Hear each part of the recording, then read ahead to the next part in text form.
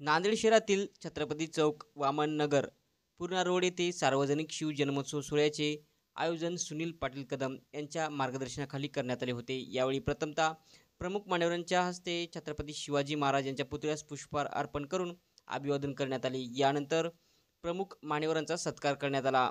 यावेळी मराठा समाजाच्या आरक्षणासाठी मराठा योद्धा मनोज पाटील जरांगे यांच्या समर्थनार्थ उपोषण करणाऱ्यांचा प्रमुख मान्यवरांच्या हस्ते सत्कार करण्यात आला। तसेच जयंतीनिमित्त भव्य मिरवणूक व पालखी सोहळ्याचे आयोजन करण्यात आले होते। या पालखी सोहळ्यात लहान चिमुकले बालक टाळ मृदुंगासह सहभागी झाले होते।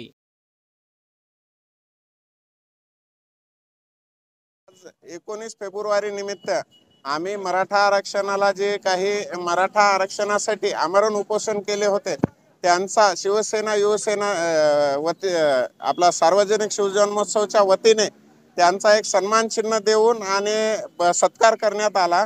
या कार्यक्रमाचं आयोजन खरं तर या जे मराठा आरक्षण लढ्यातील जे मराठा आंदोलक आहेत त्यांचा सत्कार समारंभ करून त्यानंतर विविध कार्यक्रम राबवण्यात आलेले आहेत। यानंतर आपले एक रॅली आहे, पायी रॅली, पालखी सोहळ्यामध्ये भजनी मंडळ आहेत। कुठंतरी पारंपरिक पद्धतीवर भर देण्याचा युवासेनेचा आणि शिवसेनेचा मानस आहे।